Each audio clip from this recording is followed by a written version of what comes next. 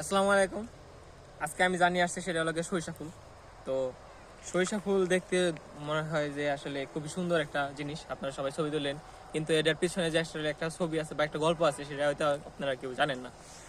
তো সরিষা ফুল আসলে দুই রকমের হয়, একটা হলো হলুদ সরিষা আর একটা হলো লাল সরিষা। তো এই যে সরিষা ফুলটা যেটা দেখতেছেন সেটা পরবর্তীতে আসলে এরকম গাছে পরিণত হবে।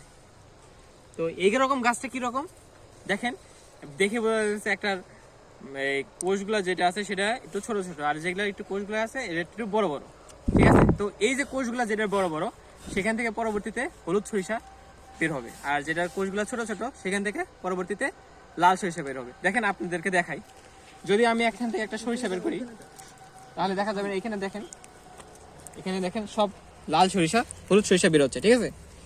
আর যদি আমি অন্য একটা গাছ থেকে বের করি দেখেন, তাহলে দেখা যাবে যে এখান থেকে সব লাল সরিষা বের হচ্ছে।